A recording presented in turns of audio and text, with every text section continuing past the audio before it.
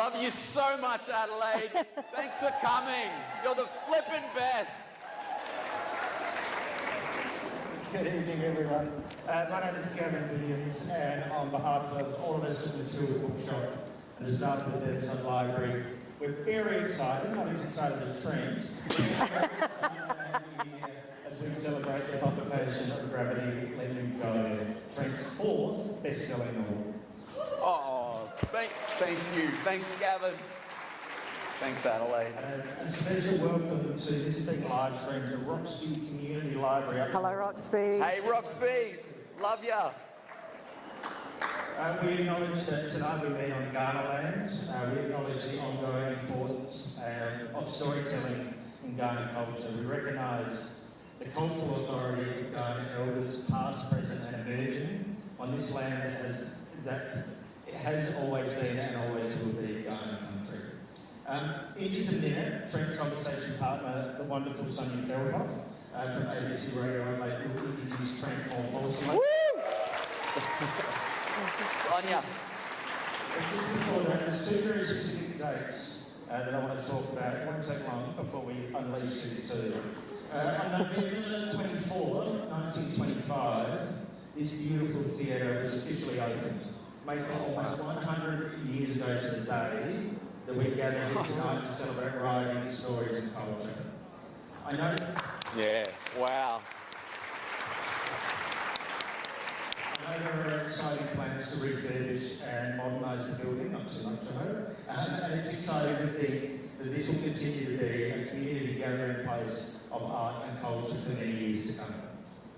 My second day is a little more recent. On August the 1st, 2018, do you remember what happened?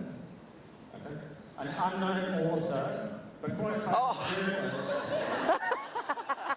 from Queensland, sitting in bed in our small a grand total of 47 people booked tickets to hear it. Oh, wow. At that time, we were thrilled. We were pumped. No, it was a beautiful event, yeah. Kate Morton came. Yep. Yeah. He stayed that night and chatted to everyone, and everyone who was there became Trent fans. And then we come to tonight, which for us sold out in record time, and it is the clearest possible indication that the readers of Australia have taken Trent Dalton into their lives and hearts. Oh. Before we begin, just a couple of quick housekeeping notes. If your phones are with you, can you please switch them off or to silent, please? Bathrooms are located in the lobby where you entered. Towards the end of the conversation, we'll probably have time for 2 or 3 questions tonight. Sonia will open the floor to your questions, maybe on comments. And finally, Trent, I know a lot of you have got pre-signed books. If you want a personalised Trent, we'll be signing down there afterwards. We just ask that you line up against that wall, just helps everyone get through the line as quick as possible. Just a couple of quick thank yous. Obviously, big thanks to HarperCollins for their generous support of independent bookshops like ours and community libraries such as Burnside to make events like tonight happen. But most importantly is to you, the readers. Authors, publishers, libraries and bookshops cannot do what we do without readers like you. So, no more from me. Please join me in welcoming Trent Dalton and Sonia Feldhoff. Thank you. Thank you, Gav.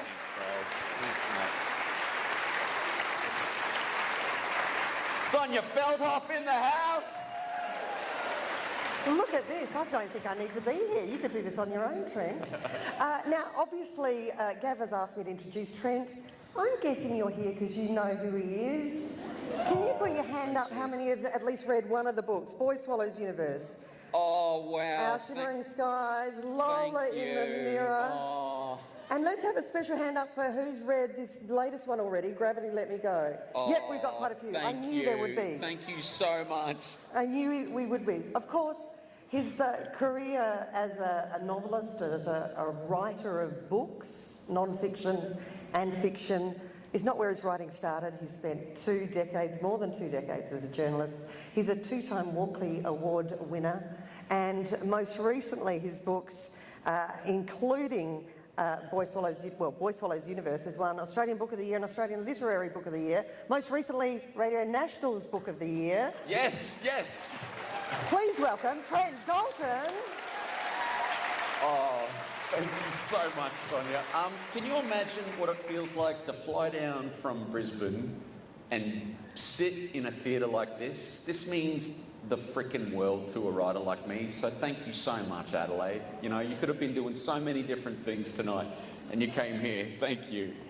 Now, Gravity Let Me Go.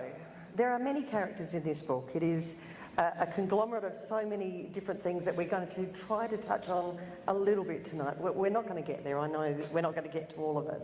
But I've got to say, Trent. Wow, that started well, didn't it? I have been up since 3:30, but there you go. Yeah. No. Clem is one of my favourite characters in this particular book. She's an aspiring journalist without the cynicism. She's wise, she's understanding and innocent. And as Noah teaches her about feature writing, she learns to cut straight to the bone. So can we do that straight away and cut straight to the bone? What a beautiful way to start, yeah. You are much loved. I think I can speak on behalf of people here. You're incredibly honest, it seems, in almost all of your interviews. But how much of what we see here in public is the real you? Oh, wow, yeah. Like please believe me. No, like if you see me down here signing later on tonight and I say something to you like I effing love you, like please believe that's true. You know, I really want you to know that. And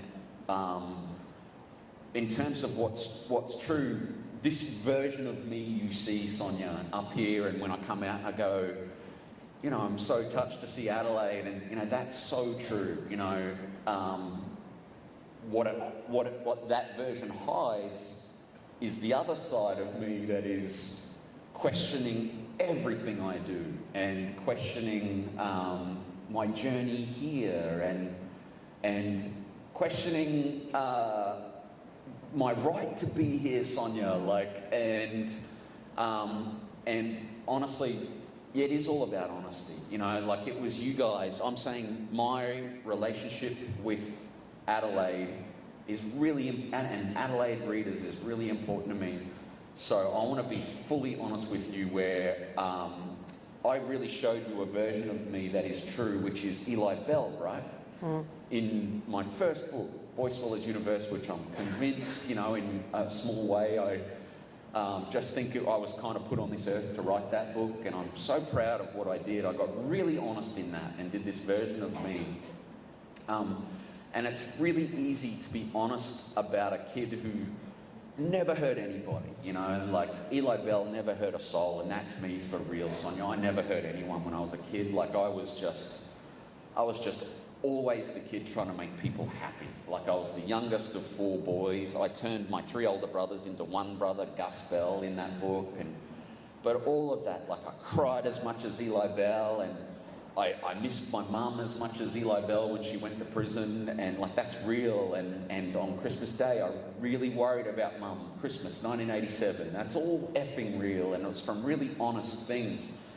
But it's really easy to write about a kid being brave, and it's easy to write about a kid, you know, reminding his dad that he loves him for all his faults, and they're really beautiful things to write about. It's that's a part of me, you know, that is true. And what I wanted to tell you, Adelaide, and I tell it in Gravity, is please don't believe that there isn't this other side that is just questioning my mistakes, and that when it came to the end of Boyce Weller's Universe, when he had his first kiss with Caitlin Spies, the love of his life, who's absolutely my wife, Fiona Fransman, that it was just some bed of roses, you know, and that, you know, so it's sort of, every version you get of me is, I really want you to know, is the real deal. It's this version of me in here is just an amplified sort of self, but I want you to know, Adelaide, there is that other side. Yeah, and you're right, Sonia, that it's the side that is complex and complicated and needs to be a better husband sometimes and needs to be a better dad. And I do believe in that sacred pact between a writer and a reader, so I just wanted to be fully honest. Yeah, I just love that you've even started with the question of honesty, or who this person is that you're talking to. Well, I wanted to start here because, I mean, it's on the press release, it's on the label. You say this is the most personal book you've written so far. And so I guess we need to start by asking you, you know, what drives you to reveal so much more of yourself? Because a lot of that stuff for everybody else is done in private. Yeah, yeah. No, well, I was a journo and still am, but, you know, but I was a full-time journalist for 20 years, and I just spent my life, Sonia, going around the suburbs of Australia, you know, and I did stories here. I did a number of stories here in South Australia, and you know, and I'd just go and find people at the worst time in their life, and it was my job to get through that front door. And these beautiful Australians said, I'm going to let this guy in. And I would lose sleep on Friday night, the night before the Saturday magazine would come out the next morning, about, did I leave that person better than how I found them? And it's just a really important question that all journos should ask themselves. And I would ask it of myself constantly.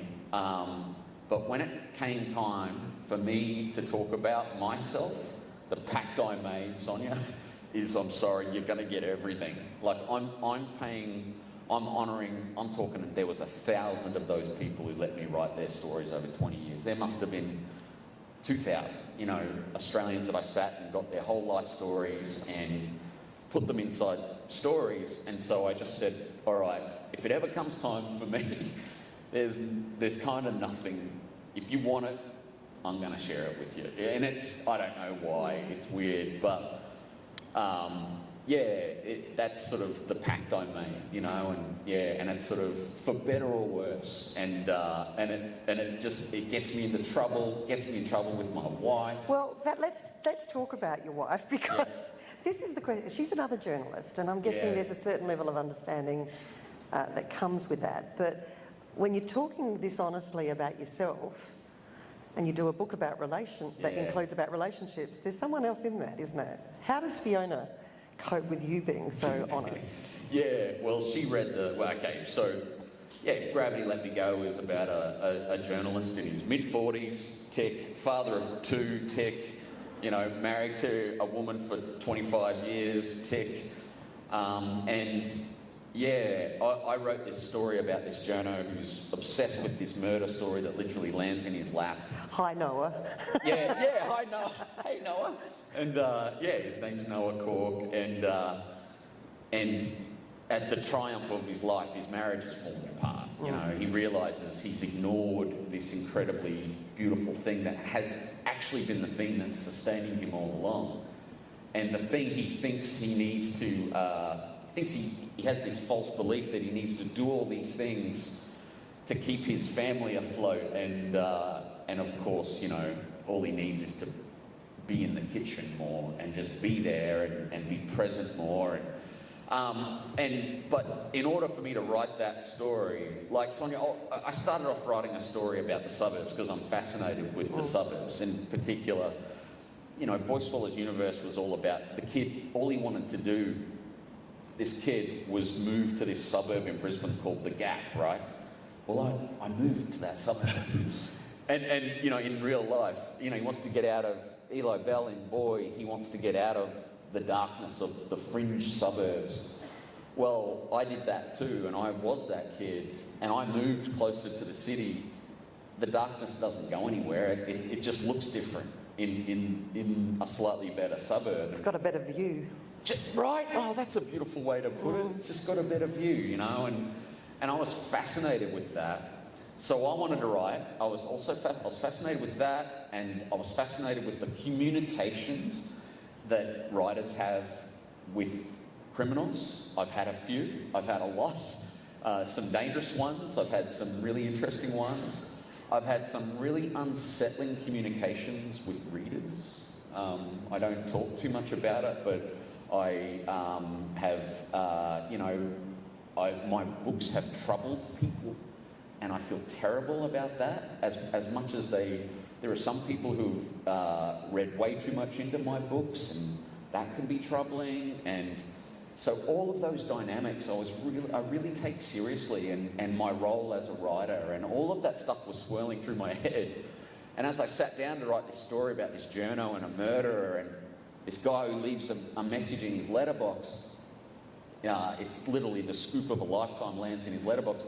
I'm writing that story, Sonia, and then I'm going, okay, well, obviously he's got a wife, and okay, he's got 2 kids. Okay, well, why don't I make them teenage daughters? Because that's what I know about. I've been raising 2 for the past 18 years. And suddenly I realised, oh my God, I'm unpacking all my shit.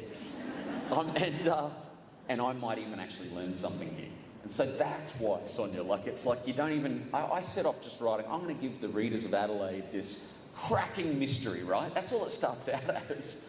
And then it turns into a reflection of my marriage, you know, but that's powerful too, you know. So it's sort of, I swear I don't set out, and then what happens is I print it out, I go to Officeworks, I hop in the car and I go, Fee, wait till you see this. And I go to Officeworks and I print it out, and then I go, can you please read this, because I don't know what it is.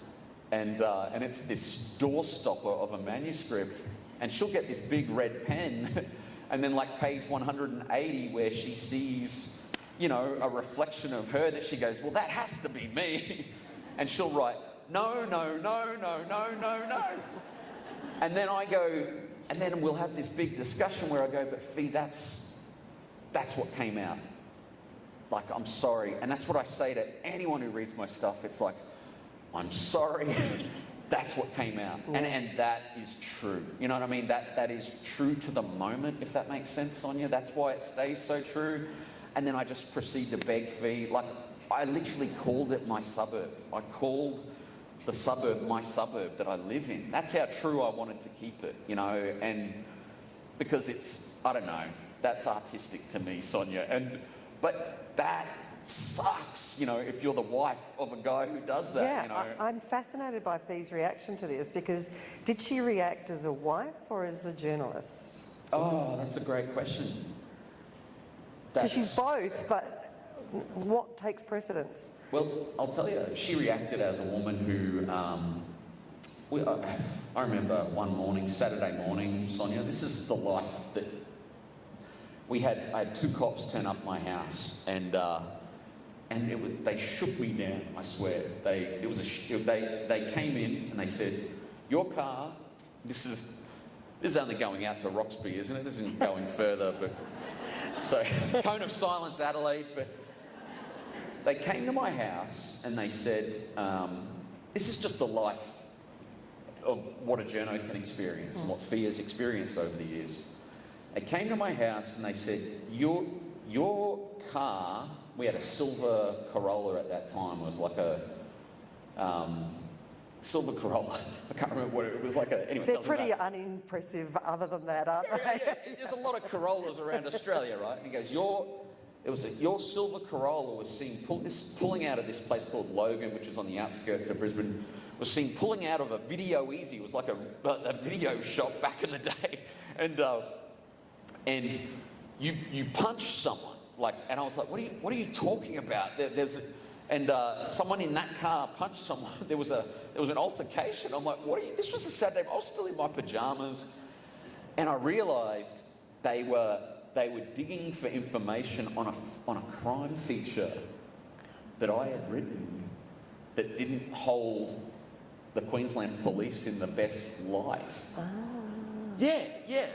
And it was really scary. And we were like, and we had, God bless mother-in-laws, right? Mothers-in-law. Anyone got an amazing mother-in-law in their life? My mother-in-law, Dawn, diarises everything. And so we could go back to the police and go, oh man, wrong guy. On this date, my mum, we were having roast dinner with my mother-in-law, and we went to her diary and she's like, yeah, cooked roast. I did the jacket, I kept the skin on the pumpkin.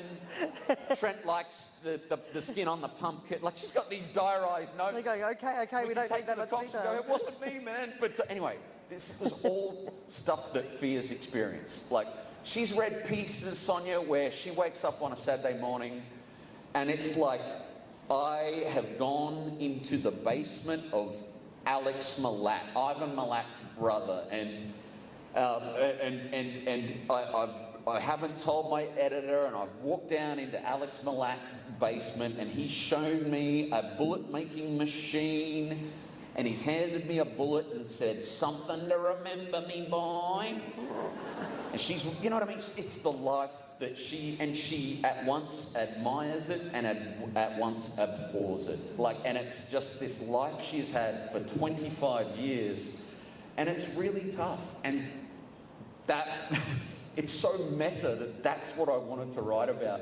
And that would be the thing that frustrates her. Like, honestly, this book came out, man.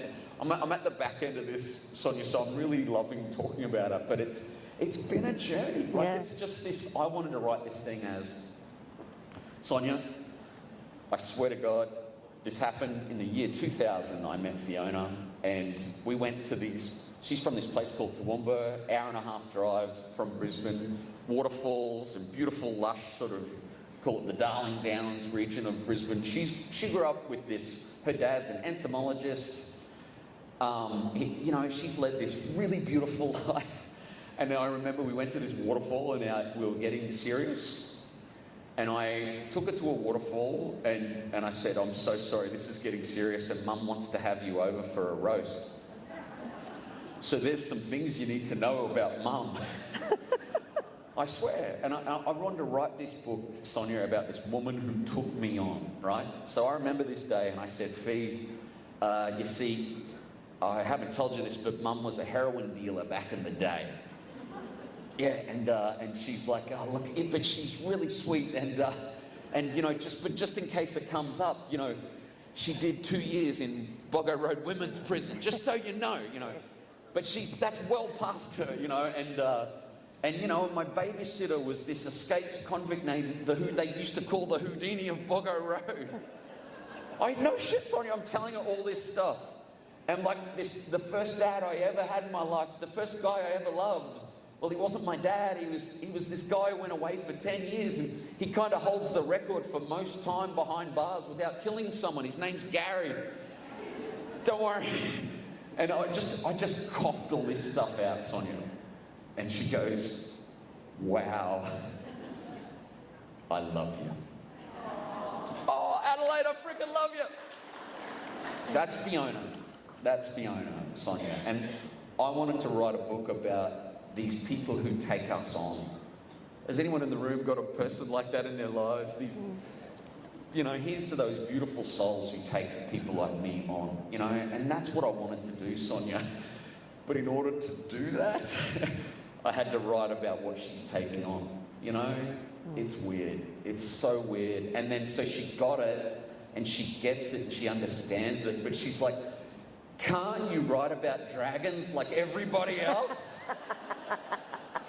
And I swear there's so many things, Sonia, that I want to write about. I've got a 200-page Word document, and it's just dot point ideas. I'm so excited about writing all those stories, but I just can't get past reality and life, which comes at you at 100 miles an hour and hits you in the guts. And I just realised, you know, honestly, Adelaide, Gravity Let Me Go is just me processing the writing of Boy Swallows Universe, and it's me processing the truth of, it's an absolute sequel to Boy Swallows Universe, and it's a true sequel.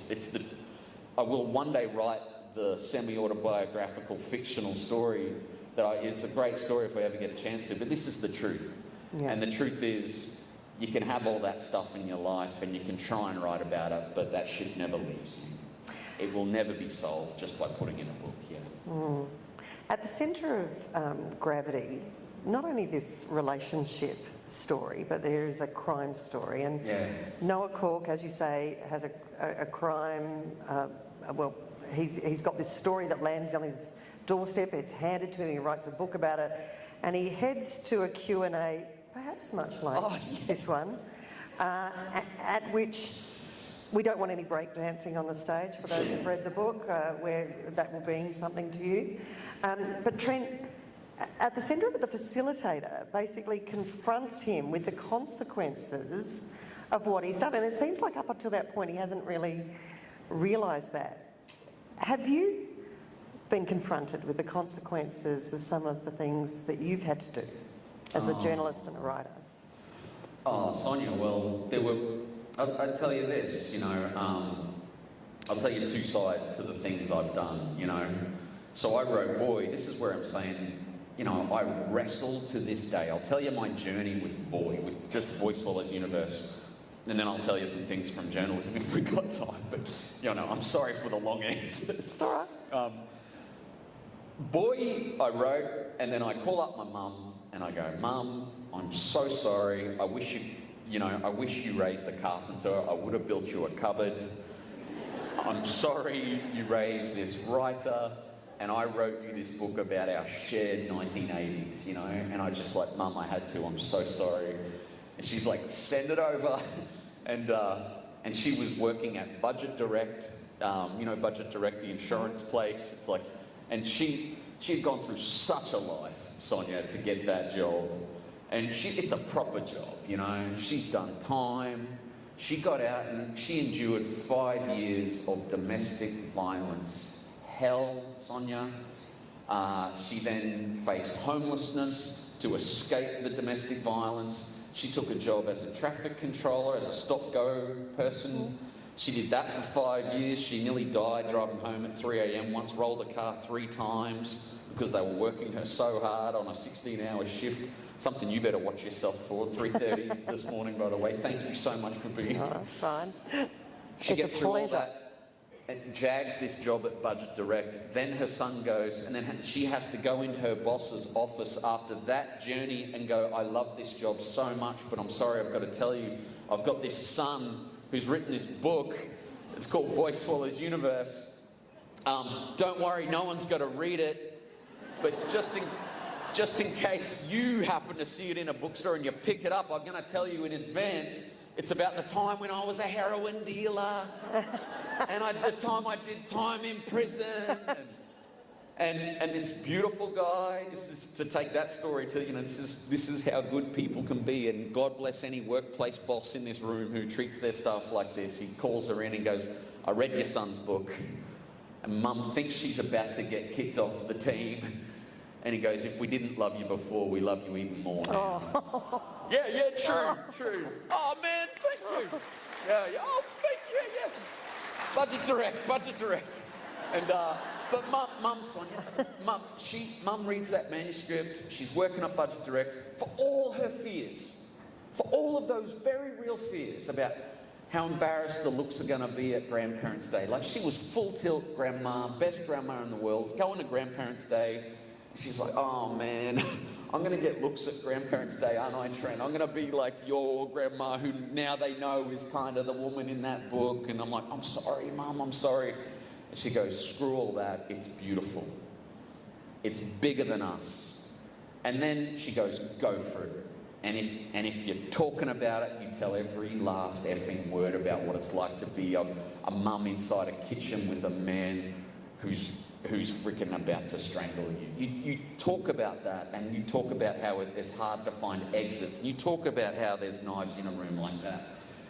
Go for it, you know what I mean? That's that woman, right? And then she goes, however, I've got notes. And she sends me a big bunch of note paper where she's stapled in the corner of the Spirax notebook, written in kilometrico pen.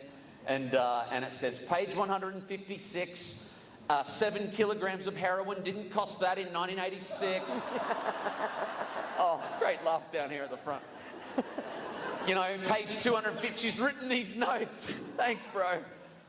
She's written these notes, like page 252, they never would have had lamb cutlets in Bogger Road Women's Prison.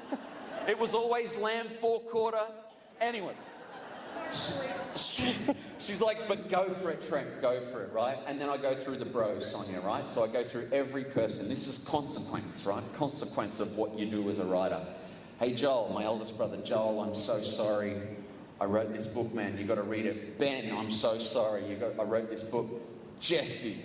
All the brothers come back and they're like, yeah, man, that's incredible. It's amazing you saw it that way. Joel's like, I would have seen it darker. Joel would have written that book like a Cormac McCarthy novel. It would have had no pinks and purples on the front cover. It would have been black. You know, I love any older sibling in this room who ever looked out for the younger siblings. God bless you. And then Ben, hey man, go for it. And then Jesse. This is Oscar Wilde, Kate Bush fan, who had to grow up in Housing Commission, Brackenridge. And he's the artist in the family, Sonia. He's John Lennon meets John Keats. And he's like a singer-songwriter. And he goes, I'm going to be Chris Jagger, aren't I? This is what he's saying on the phone. I'm like, what? Oh, great, I'm going to be Chris Jagger from now on. And I go, man, what are you talking about? Who's Chris Jagger? He goes, it's Mick Jagger's brother. and I go, oh man, I didn't know that Mick Jagger had a brother. He goes, exactly. Anyway, however, but there's one person, Sonia, who I never got to send the manuscript to. I never got to send the manuscript to my dad, Noel. My dad, Noel, he woke up every morning, he did one thing, he would roll, he had some sort of undiagnosed thing, the most beautiful dad a boy could ever ask for, and I miss him so much. He's up there, and he would not believe that I'm in this theatre. But that guy, he smoked drum cigarettes and read novels. My dad smoked drum cigarettes. Roll your own? Roll your own drum. Yeah. Oh, there you go. There's a whole generation, right? Yeah. Well, you know the guy. Southwark long necks too? Oh, Sorry, go on. oh my... This is your story, not mine. No, please. Oh, man. No. My dad... Did your dad have F off tattooed on the inside of his bottom lip? Okay, you've won. No, I'm not. I'm trying to compare. Like, it's like, yeah, no, this is these people, right? This generation of Aussie blokes that just, well, can I go up genuinely? How good was your dad at the hug? Was he okay with the hug, or was he? Oh, my dad? Yeah. Oh, yeah. Well, my dad wasn't a good Aussie bloke. He was a good German migrant. Oh, but yeah. Hardcore. Yeah, tough. he was all right. He wasn't great with the emotional stuff. No. Yeah, it's just Dad. Just like, I just wish I could have sat him down and just, told him about the things I had in my head, he's the one guy that I never got to go, hey, I need to do this thing because it's a tribute to you, Dad. It's going to be a tribute to you, that whole book, but I just need you to know I'm going to do this thing, and I never got to find out. And that's all in Gravity. It's me wrestling with, did I do the right thing? Well, can I make one comment? It's not a question, it's a comment. But one of my favourite parts of the book is when Noah goes back to his dying father. And I think you've captured, this love between flawed people. You know what I mean? That it doesn't have to be, it's not always noble, it's not always perfect, but it's beautiful. Still, and there was forgiveness there, and it was beautiful. Yeah, it was just beautiful. That part, I loved it. Well, you know what I'm doing in that passage. I'm bringing him back to life. Honestly, you write these characters and you just put them in your book because you want to spend time with them again. There's a whole. I'll tell you how it really happened. I'll tell you how it happens in the book. So, my dad, I got a phone call at work. I was writing a story, and it was so fast, this freaking doctor just calls up, and I didn't even know this doctor. He just goes, your father has died. And I was like, what? And last night, he went easy, don't worry. And honestly, that conversation, Sonia, must have lasted, he had emphysema, right? But we just thought, he never made a big deal. He had the gas machine and stuff, but it was just like, we thought stupidly that he had at least, I think he actually might have chosen, to bail, which is, all credit to him, whatever. But it's like, it would all happen 2 hours later. My brother Joel and I are driving to Bribie Island. Bribie Island's in Gravity, let me go. Just like Noah Cork does in Gravity, let me go. But in real life, we drove to Bribie Island. Dad lived in this Housing Commission block of units where he used to live with this just full John Steinbeck, Cannery Row type scenario, just full of drunks and fishermen. And it's Joel and me, and we go in, and there's Dad just lying dead. He died alone in this Housing Commission flat. And I'm just like, oh, fuck, that is the man I love the most in this world. and he's just blue. And I remember looking at him, and my beautiful brother Joel, he goes, I'm going to sit here for a bit and have a chat. That's what he said. Amazing guy. Joel's like in the army. He went to the army, and I went to write about all my stuff, and Joel just went to kind of save the world. It's weird how you channel your life, what you do with whatever you grew up with and what you choose to do. And like Jesse and I went into the arts, and Joel and Ben, like my brother Ben, so we're raised by criminals, and Ben became the head of the fraud unit at Centrelink. Can you believe that? Can you imagine how many times my old man robbed the government? And Ben's life was chasing down frauds. It was amazing. And Joel went to friggin' Sudan to friggin' help kids, and and just saw the darkest shit. And there's this guy, and he goes, I'm just gonna sit with, because Joel is used to that or something. And he goes, he comes back out like half hour later, and he goes, I think you should go in there as well. And I'm like, nah, man, I can't. And we talked. There was Dad's favourite stonefish. Dad had this stonefish. It was Dad's best friend was a dead stonefish that he kept in a jar of preservation fluid. This thing looked like Keith Richards, so he called it Keith. And he was a bit wild, my dad, and he'd just talk to Keith. He'd go, oh, what do you think about Johnny Howard, Keith? And conversation, Sonia, and there's Keith, Joel, and me. We're sitting at this table, and he goes, I think you should go in. And we're cleaning up his stuff, and I talk for another half hour. I go, you know what, I need to go in. Honestly, my dad could not do the hug. He was so bad with his emotions, Sonia. I went in, and I sat down with Dad, and I just said, I love you, Dad. This is killing me. And I just said so many things. I said all these beautiful things. And I went in. I'm telling you, this guy he would reel away from you if you went up and showed him any kind of affection. Like towards when I was a kid, all I wanted is to just grab that guy. My mum's in the slammer and shit. Like, it's just like, come give your younger son a fucking hug, mate. And, I just wanted to grab him, so many times. And he just never could do it, Sonia. And so he was there. He was stuck there on that bed, man. He could not go anywhere. Oh, thanks for getting me through this, Adelaide. But please, never let this be the case. I remember I went up, and he still had his I could feel the bristles of the 5 o'clock shadow of my cheek against his cheek, his dead cheek. And I just want you to never... And I hugged him for so long, Sonia. I just sat there. It was so bizarre. He was dead. I'm just there like cheek against cheek. Like all the dads in this effing room. Please never let the longest hug you have with your son or daughter be the one they have with you when you're dead. But, sorry. Yeah, please. And that's what Gravity's about, though. I swear, Sonia, it's me reckoning with all of that stuff and having conversations that I needed to have that I never had. It's conversations with feet, it's conversations with my daughters, and it's all stuff that fixes me. And so the way it takes place in the book, that moment, if you read the book, it's so beautiful. The kid gets to say everything, Noah gets to say everything, and the dad says everything. Yeah.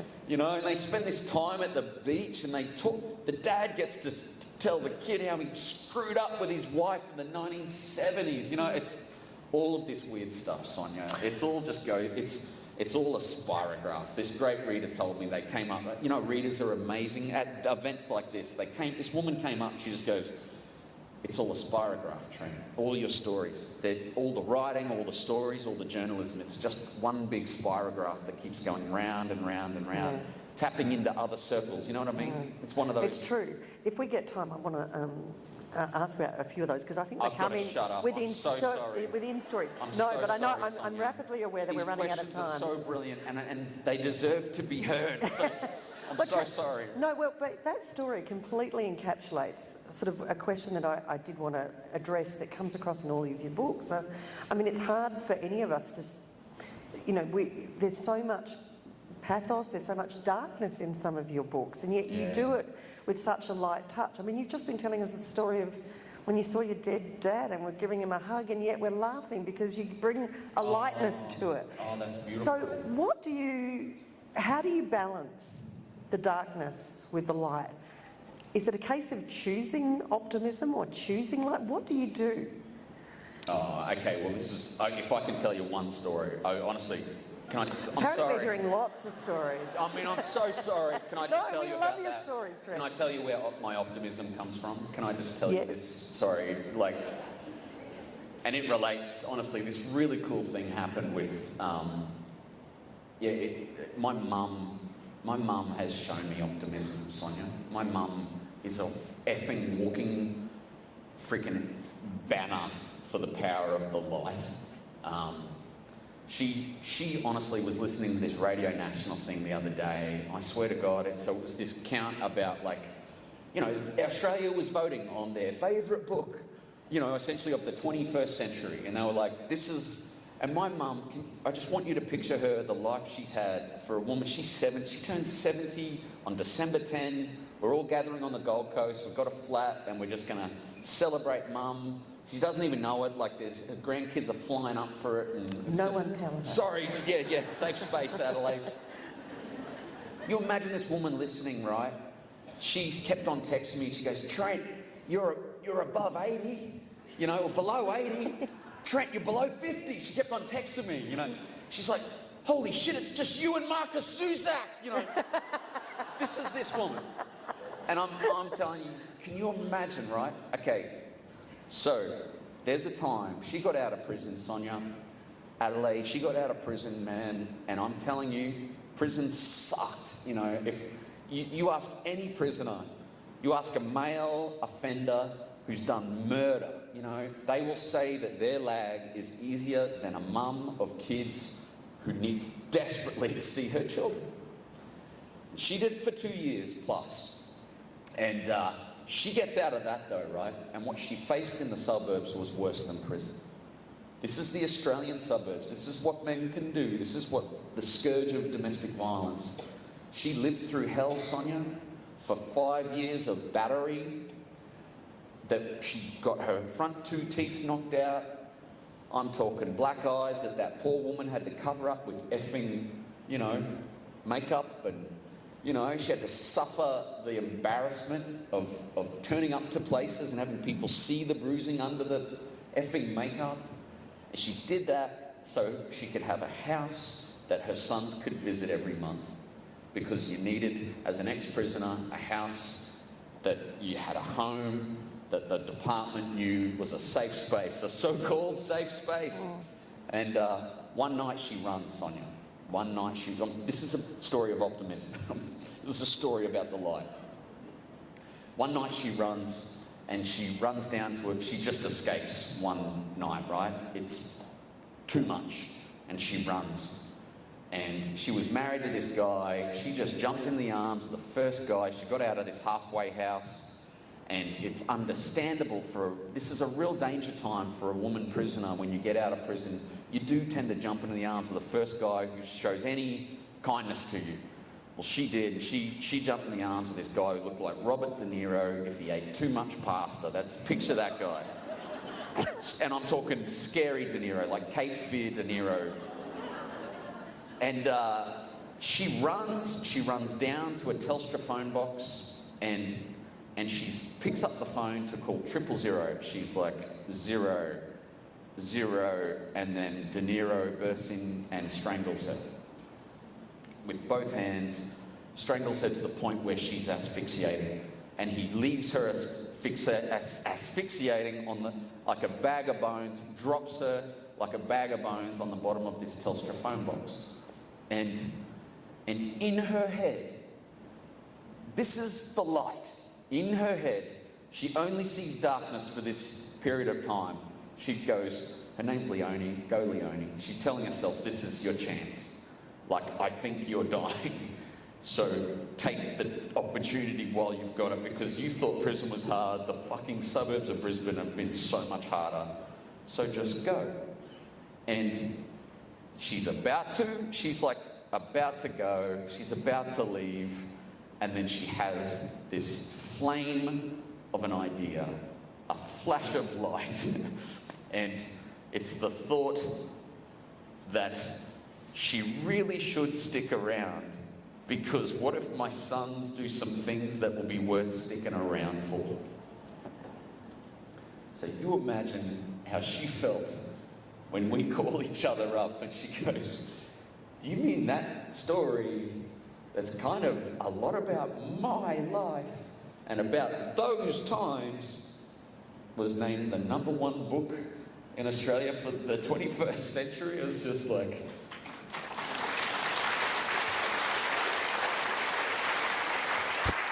I love you, Adelaide. I love you. Thank you. I'm sorry to even indulge. That's such a self-indulgent story, but I've got to tell you that all comes from the fucking optimism of my mum to just see a light that took fucking 25 years to see. You know what I mean? That is such optimism, you know, and I just wrap your arms around the optimists, please, because they've seen so much darkness. Mm. Now, I'm guessing we're coming close to the end of this, but I've got one more question. You're going to get the chance. I think we will take a couple of questions from the audience, so if you do have one, we're only going to get a couple, so put your hand up shortly. But I do just want to ask you, Trent, Noah describes in Gravity the 4 stages of getting a book to print. Writing, editing, publishing, and then the 4th stage of the publication process, the full and private psychological disintegration. How's that going for you? Because you're here for the 6th time. I'm clearly fine. No.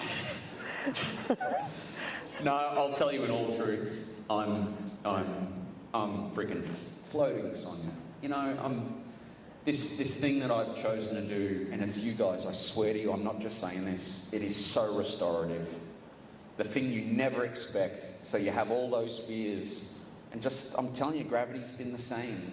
You have all these fears where you go, oh, I'm sorry, people aren't gonna care about my family, or they're gonna hate Noah Cork, and some people do hate Noah Cork, and that's great and fine, but they freaking love Clem, or they love Rita, or they love Frankie Bell, or they love Molly Hook, or freaking Lola. They care about Lola. I love Lola. Oh, I love Lola too, I really do. And it's like, you don't expect that someone's going to come up and go, hey, that's my mum. And hey, you know that thing you wrote in Love Stories about that terrible hug you had with your dad? Well, thank you, because I haven't spoken to my dad in 20 years and I called him up because of that. You know, or the kid in South Korea who reads the bloody Korean translation of Boy Swallows Universe, and he sends you a DM on Instagram and he goes, hi, I'm sorry to DM you. I just had to write because I read the Korean translation of your book, Boy Swallows Universe, and I wanted to tell you, I'm 15 years old. I have no idea where Darra, Brisbane, Queensland, Australia is. But I wanted you to know, because I read that book, I've decided to live to adulthood. Oh. I shit you not. And you know what I mean? You know, so whatever emotional kind of roller coaster I'm on, Sonia, I promise I'm all good. Like, I promise, you know, and like, because I get so filled up by it. You know, whatever I lose in the writing of it, it's you guys who fill me back up. So thank you. Like, it's really true. All right, time to hand over to you. I could keep going forever. I haven't even touched what I started to prepare. So if we've got a couple of questions from the... Now, Gav, how do you want to do this? Is there a microphone, or how are we choosing this? I can hardly actually see anything While we get to the... Okay, oh, great. Beautiful. Someone else is looking after that. Beautiful. Sonia, I've got got one question. Okay. So, you know I collect love stories. I do. Like, anyone... I've got this email address. If you've got a love story you ever have wanted to share with me, I've started it now. It's called, really easy, lovestoriesbox@gmail.com. Because it happens all the time. People go, I wrote this book called Love Stories. And, do you have a love story? Do you have any thoughts about love? Me? Yeah. Oh, so God. would you do us the honour? I'm sorry to flip it over to you, but I've been yabbering. I've just incessantly, like, I can't stop, and you'd help me feel so much better if you just told one story about love. Oh my goodness. Okay, well, I didn't meet my... What was that? Not last Saturday, no. No. I don't know. If you remember, I don't, I'm sorry. But anyway. Oh, look at this, beautiful. Oh, good, Thank now we you. can see people. Love That's ya. right. I met my husband sort of later in my 30s, so by that stage I'd already started thinking about the fact that I might not have children. And we met in like a blind date. Our two best friends thought that we would be great together, and so we did it. And 3 weeks after we met, we said we loved each other and all of that sort of thing. But the story's about kids, because he came with 2 teenage kids, and I didn't know if I should be with him, because I just went, well, you're done, aren't you, on that front? Yeah. And he said, no, I'd be prepared to do it. And I thought, wow, he loved me enough to try. We did the IVF, we did all of that, sadly unsuccessfully. And he was struggling with it, and I think I had to say, he loved me enough to try. I have to love him enough to stop, isn't it? Oh.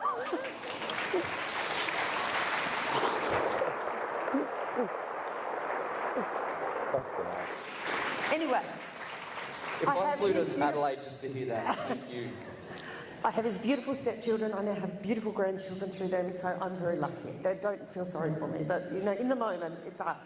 Sonia, you've honoured us with that beautiful Thank story. you. Thank you. Now, to your questions. We had the first one. I don't even know where it was. Oh, God. I'll wipe my eyes and you can keep going. You're amazing.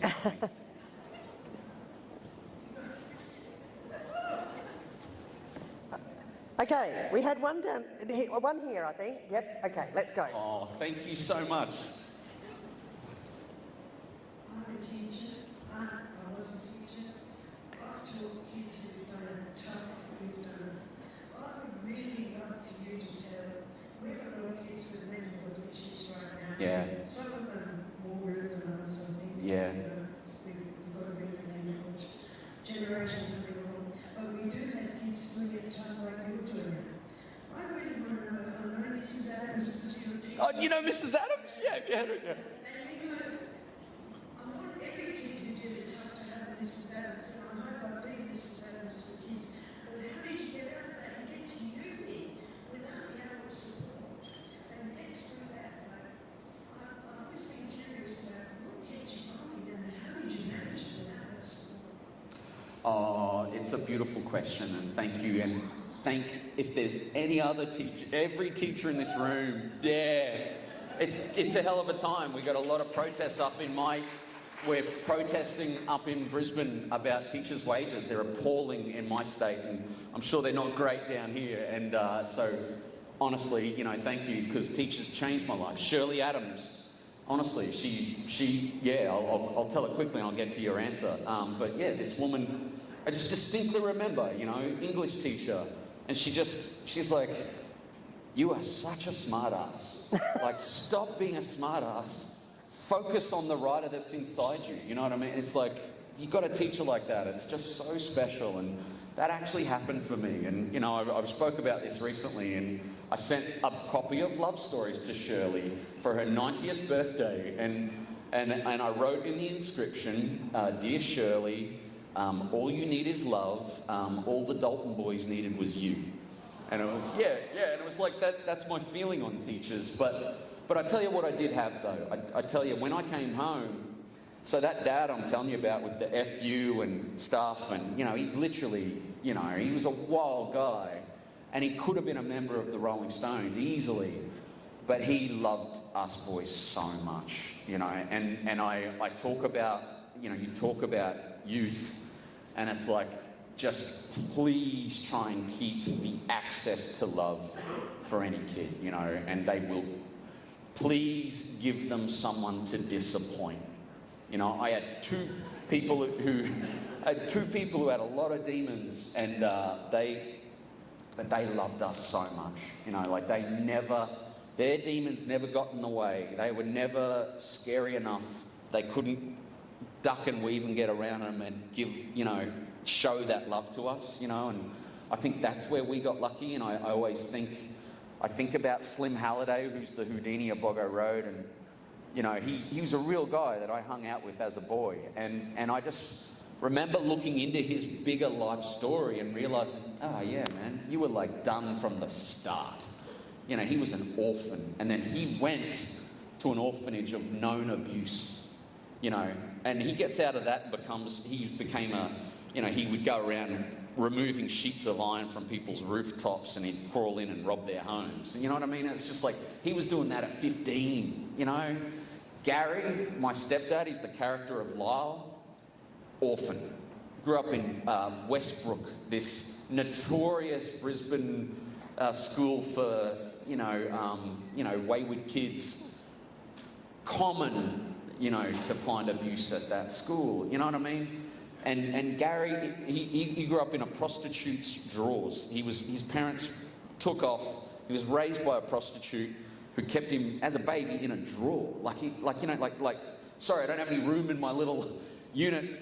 You can sit in this drawer. It was just absurd, how hard his life was. In answer to your question, it's love. We had so much love, So if you've got a place where a kid can find sanctuary, which is sometimes school, and I'm sorry it is for any teacher that, I can't imagine what these teachers who were looking after the Dalton boys, we'd be coming from the weirdest nights the night before, and we're just sitting there breathing in Maths B class, just trying to process the stuff we saw, and then this teacher comes up and gently, hey mate, you done thinking about that? Can you focus now? You know what I mean? The gentility of a teacher to do that, and that's what Mrs. Adams was like, and so many of my other teachers, because we all went to this Brackenridge High where I think they saw so much of it, they became experts at how to deal with these kids. They just knew what we needed. And I just don't think, that was never included in their pay, their psychology aspects that they learned just on the job for 30 years dealing with wayward teens, It's like, yeah, but we also had love. And the thing was, a lot of those kids were going home to know love. And I think that was the difference for me.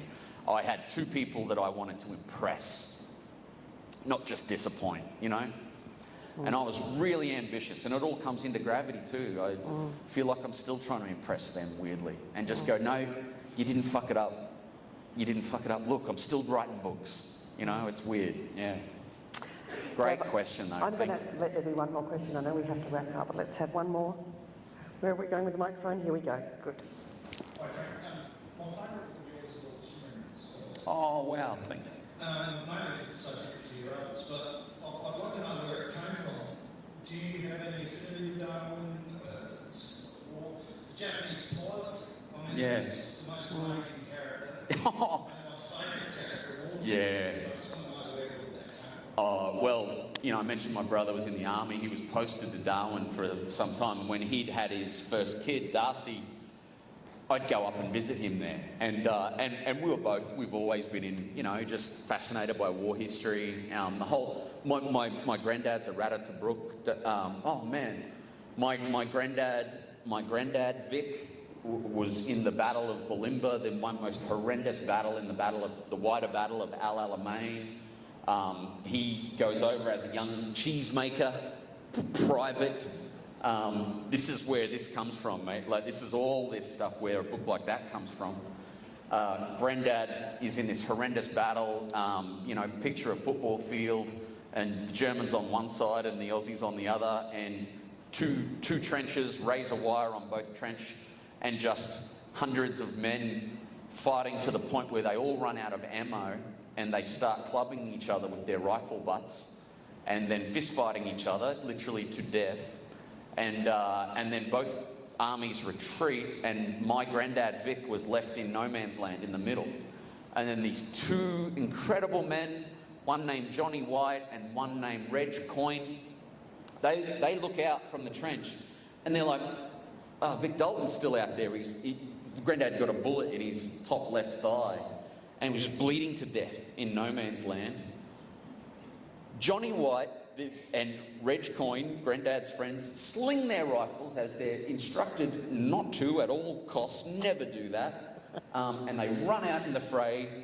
Johnny grabs Grandad's arms, Reg grabs Grandad's legs, and they carry this guy back under heavy fire from the Germans who are like back in the trench going, and they're like freaking, and they to get over this razor wire, Johnny White had to lay down on it and let Reg Coyne, you can't get through this stuff, you have to lay on it and walk over a guy's body to get back into the trench. They do this, Reg has Grandad, he just gets over, gets shot and dies. Reg Coyne. This guy died saving my grandfather, and that is a story that every Dalton boy, there's 4 of us, we toast Reg Coyne every freaking Anzac Day, every Remembrance Day, and it's just pulsing through us, our gratitude. Every time I see my daughters dance to Taylor Swift, I toast Reg Coyne, and yeah, and it's the most beautiful thing. But all of that then stems to this book called All Our Shimmering Skies, about brave people during World War II. And one of my all-time favourite World War II stories that I found in Darwin was the real story of a Japanese fighter pilot who got stranded, whose fighter got shot down, and he lands in the forests just outside Darwin. And these are like Litchfield National Park, and you know, this is like places I've loved walking through. And just the thought of a Japanese fighter pilot landing in that type of world, you would be forgiven to think you've landed in heaven. You would actually think you have landed in a dream. And that's where Yu-Gi-Oh came from. I was just like, and this happened, and this guy was it was a citizen's arrest by a First Nations man. Held him, honestly, he got found and captured by a First Nations man. And it was just the most incredible story. Only in Darwin, right? Yeah. And then, but, you know, sorry to always bring it back to me like a douche, but that whole story of Molly Hook, I realised, is honest. I'll tell you what that's about, actually, now that I've spoken about him. That's me running away from Robert De Niro. If you read that book, that's based on a dream, a recurring dream. I know we got to get out of here, but I promise, I tell you this thing, I tell you what happened is the power of storytelling. I would have this recurring dream about De Niro. And in this dream, I'm telling you, I had it till quite, recently. And it was not like, the theme was the same. It wouldn't be the exact dream, but in the dream, I'd be running, whatever it was happening in the dream, I'd be running from something. And I'd be there'd be a big wave coming, or there'd be a horde of people, or whatever the dream was. I was running from a force of malevolence. And then I would hop in some vehicle of a kind. This guy was a truck driver, right? And often it'd be a truck. This De Niro drove trucks up and down the East Coast. And I would hop in a truck and I'd think I'd have escaped. I was like, oh, here's my way out. And I'd close the door and I'd turn and the fucking De Niro's driving the truck. And that's when I'd wake up. Well, that's what All Our Shimmering Skies, she's running from this guy, Aubrey, and it's just De Niro. If you see the descriptions, it's just, the guy even reads like De Niro. And I swear to God, after Lola in the mirror, I realised, I used to tell my brothers, I used to go, one day, I'm going to kill that De Niro. I used to talk a big game. They go, oh, as if you're like totally the guy who cries all the time of our brothers. You're the weakest of us all. I'm like, no, I'm going to, one day, he won't be suspected. He'll never expect it from me. And they're like, shut up, you're never going to do that. Well, after Lola, I swear I stopped having dreams about De Niro. I killed the monster. Thanks, man. Thank you for the beautiful question. Yeah. Thank you, Adelaide. I'm sorry for the rambles. Yeah. Am I the only one exhausted after all that? They are the most amazing stories. I'm exhausted in the most perfect way. Thank you for the last hour, Trent Dalton. Aww. It's been the most delightful evening. Which is weird, talking about monsters and bad dreams and all of that, isn't it? Mate, I love you. You're amazing. Can you Sonia join me in thanking Trent Dalton? Sorry, just one more thing. I'm so sorry. I promise you will get home. You'll get home at some stage. Sonia, I don't hand out, I don't give flowers. I don't do flowers, but I give vinyl records. And this, if anyone's read Lola, you might know of a little album that I don't half mind called Like a Prayer by Madonna. This is a vinyl, really cool vinyl version of Like a Prayer. And I'm giving this because cherish is the word I think of when I think of Sonia Feldhoff, ladies and gentlemen. Oh my God, thank you so much. Thank you for being amazing. Trent's going to sign your books now. Buy them. Do yourself a favour. If you haven't read one already, I find that very surprising if you're here tonight. But if you haven't, you can buy the books over there. You can sign them over there. Enjoy your time with Trent. I know I have. Thank you. Thank you, Sonia. Love you, Roxby. Thank you, everybody up there. Thank you. Thank you, Adelaide. We love you. Thank you so much. Oh, that was beautiful. You're a good man. Take care. It's too much. No, thank you. Waxing on and on. You were great. Never shutting up. No, I love it. Thank you so much.